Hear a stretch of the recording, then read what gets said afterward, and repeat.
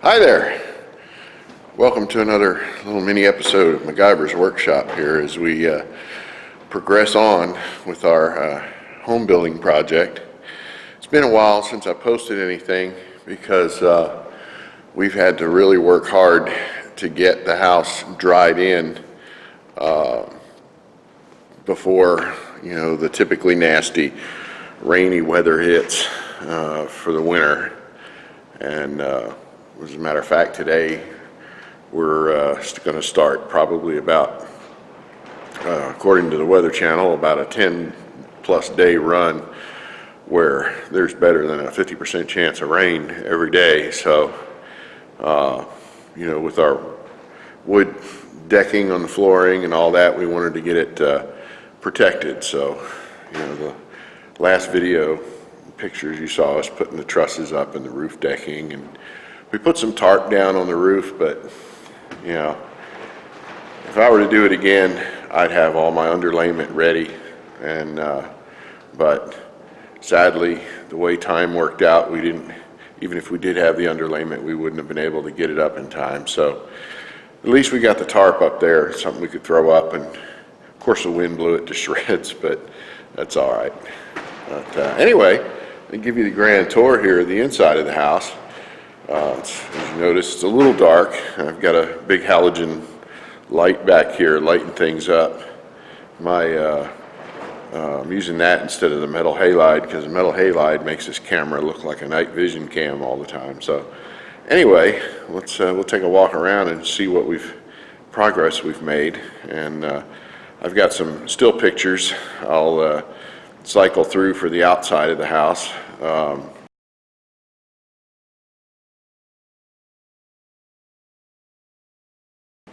Where we've got the underlayment down on the roof, and we've got a bunch of the windows and doors framed in. So, but we'll take a walk around the inside now.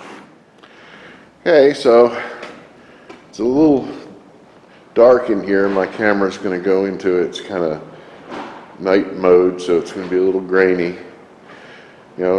It's daylight outside, but with all the windows tarped up, it makes it kind of dark in here. But you can see now the gap between the plywood is actually caulked up with clear silicone. So despite the fact that we've had a pretty immense amount of rain here last night and this morning, it's perfectly dry in here on the floor. So you can see that. Anyway, it's my handy roll-around scaffold that I did an unboxing video on a while back. That has been a godsend, especially with working at the top end of these window frames and stuff. I still have some of the bracing still in here. I guess that's just more of an abundance of caution. As we get some really heavy winds, and I want to make sure that I figure it doesn't hurt. They're not in the way too terribly much, so I'll leave them in there. I could probably take them out, but anyway, so here's some of the window and door framing that we did. So you can see where we've basically framed in our windows after the fact. We have using 2x10s for the headers. I think the requirement is like a 2x8, but I had a bunch of 2x10s left over from my floor joists, so I'm using those, and just makes for a stronger header anyway. And then there's the door, the entrance door. It's all framed in.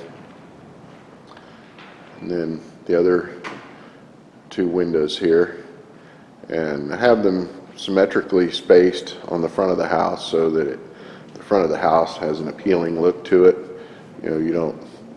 First thing you don't notice is that one of the windows is off kilter or center or something, and just makes the look of the house better from the front.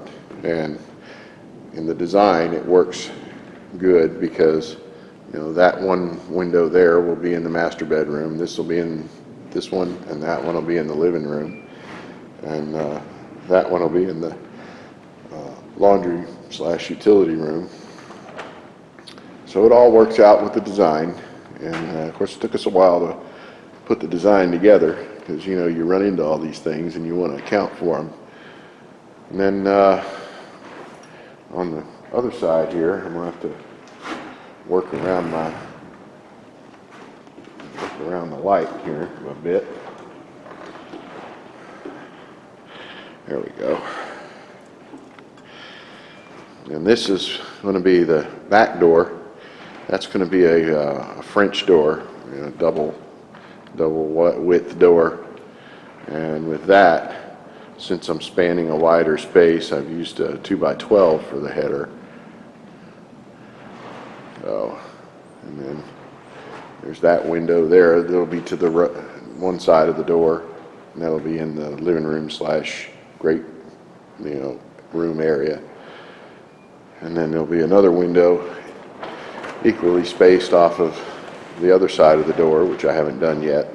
That's all the framing wood there that I've pre-cut to frame the window. And then there'll be two more down that way, one in each of the second and third bedrooms.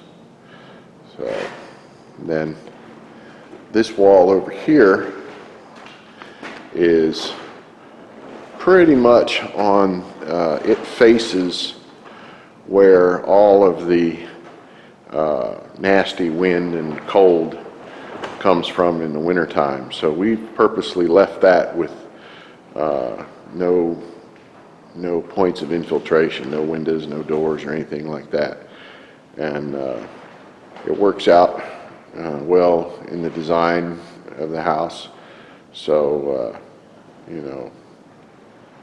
that way, that's where a great loss of your heat in the wintertime comes from, windows and doors. So if that's the windward side of the house, then on your worst weather, then you don't want any windows or doors on there if you can help it.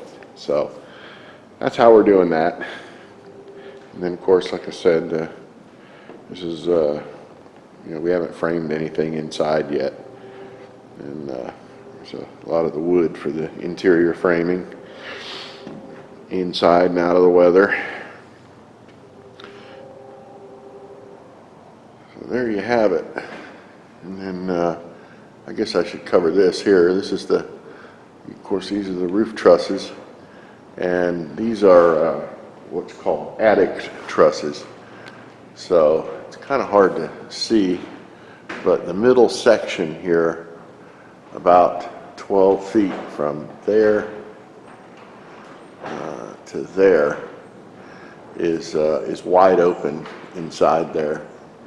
And that basically gives us a run from one end of the house to the other, for attic space. And then we'll have the entry to the attic inside the utility room over there. So we'll have plenty of extra storage up there if we need it. And of course, we're going to run our HVAC up there. So that way it'll be easily accessible if it ever needs to be. And there'll be tons of insulation up there. So I just don't like the ducting being in the floor because all the dirt and dust that accumulates in your house, especially if you have pets, it gets all down in the ducts and gets them all nasty. So that's why we're going to run ours overhead. And anyway, that's pretty much our progress for the moment. Some things coming up that we have to do. I have to finish out the eaves on the end. I have to fabricate the rafters and everything for that stick out the side of the house. And then I also have to do the bits right there. They typically call that like the bird block, where we have to block in there in between the trusses and but it has to be ventilated to allow air to flow up the underside of the roof. And there's also styrofoam panels that you can put in there in between the trusses that have like little mini ducts in them, and it'll allow all the air that comes in there to flow up towards the top of the roof, where it can then get, you know, drafted out through either the ridge vent or the gable vents, however you set that up. I think I'm going to go with a gable fan with a temperature controller on it, and that'll keep the temperatures down up in the attic in the summer, and then plus we can of course seal it off in the winter. So anyway, that's it for now, and we'll keep you posted, and we'll post more video and pictures as we make more progress. So thanks for watching.